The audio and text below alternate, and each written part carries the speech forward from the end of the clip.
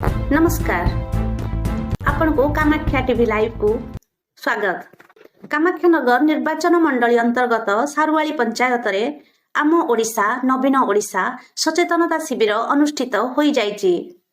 स्थानीय पंचायत कार्यालय परिसर रे आयोजित एही कार्यक्रम रे कामाख्यानगर विधायक तथा खनि इस्पात और पूर्त मंत्री प्रफुल्ल कुमार मल्लिक मुख्य अतिथि भाव जोगदे कार्यक्रम को उद्घाटन करथिले। ग्रामांचल भित्तिभूमि विकास पाई राज्य सरकार प्रयास जारी रखिछंती। राज्य सरकार जनकल्याणकारी योजना गुड़िक किपरि साधारण लोकों पाखरे पहुंचीबो सेथिपाई प्रति पंचायत रे सचेतनता शिविर आयोजित हेउची।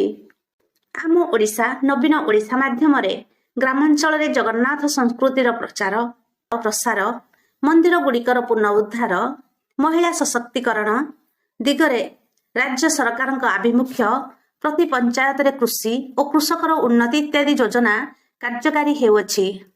एहा फल ग्रामांचल लोक माने एहार सुविधा पाउचंती। जे माने ए योजना संपर्क रे जानि पारु नाहांती से माने अवगति निमते पंचायतर सचेतनता शिविर आयोजित हेउथबा नै मंत्री निज वक्तव्य रे प्रकाश करछंती।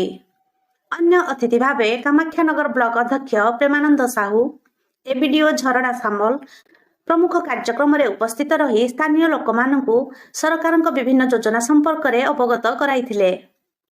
सारुवाली पंचायतर सरपंच मदन चंद्र बेहरा अध्यक्षतार आयोजित एक कार्यक्रम रे पंचायतर विभिन्न ग्रामर शताधिक महिला, कीर्तन मंडली, विजु स्वास्थ्य कार्ड हिताधिकारी, एसएचजी ग्रुप इत्यादि अंशग्रहण करथिले।